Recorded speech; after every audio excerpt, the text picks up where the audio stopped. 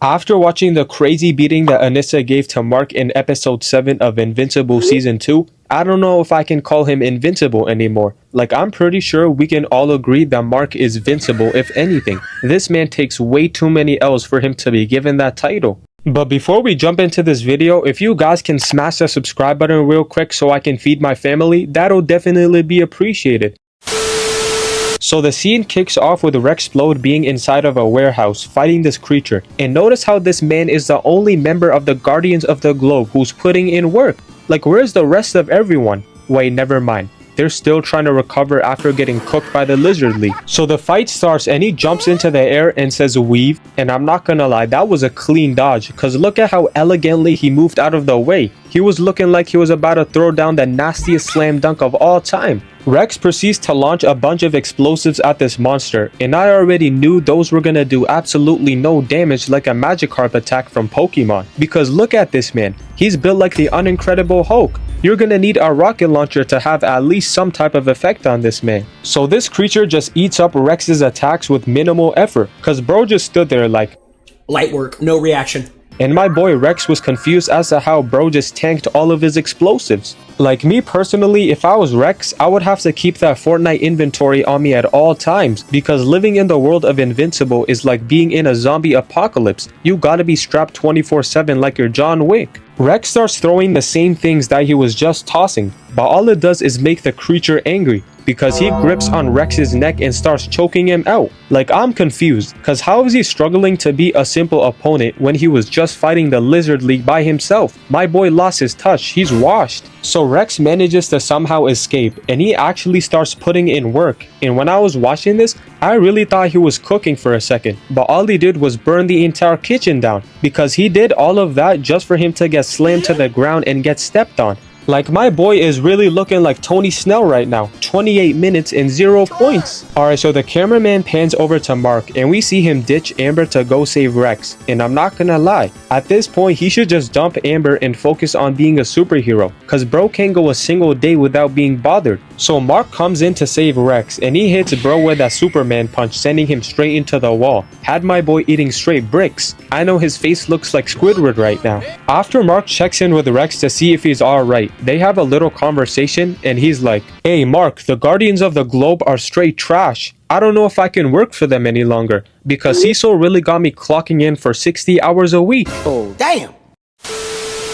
So then Mark and Amber finally get some time together and they decide to go for dinner. You know, nothing special, just a very calm night. There's no way anything can go wrong. But you guys should already know, when you're the main character of a show, there's always gonna be ops that are gonna try to catch you lacking no matter the location. You could literally be in bed and someone could pull up and try to take your life. So while Mark and Amber are catching up with each other, we suddenly hear a random voice call out Mark's full government name, talking about, come with me now, or this woman dies.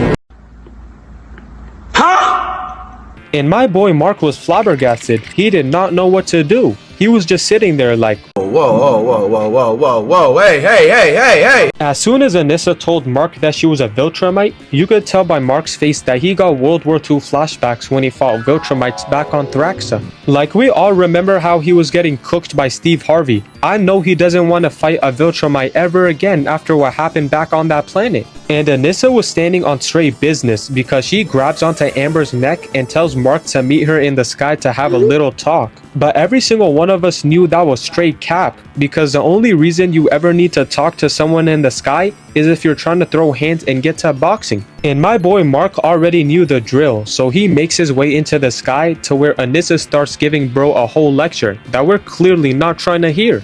Like, she literally starts telling Mark that thousands of people die every day just because he's resisting Viltrumite orders. Like, okay. Do you really think that Mark is worried about some Viltrumites? Like, nah. My guy has a whole planet to save. If Omni-Man tried getting Mark to join the Viltrumites, what do you think Anissa out of all people will accomplish? So the cameraman pans over to Cecil and he tells us that Mark has a less than 18% chance of beating Anissa. And bro, as soon as I heard that, I knew Mark was about to get served up with that Batman special. There was no way out of this one. And then Cecil tells Mark that some people are about to get devoured by a sea creature. so he makes his way over and then tells Anissa to stand there and wait until he's done saving everyone. But we all know Anissa was just standing there and waiting like an NBA bench warmer just in case she needed to be subbed in if things got out of hand, because she knew that Mark was not built for this. So Mark starts comboing the mess out of this creature, and he was actually going crazy. I thought that he was shadowboxing by the way his head was moving side to side. Then Mark lands a clean left jab, and right as we thought he was onto something, he goes in for seconds only to get smacked in the opposite direction.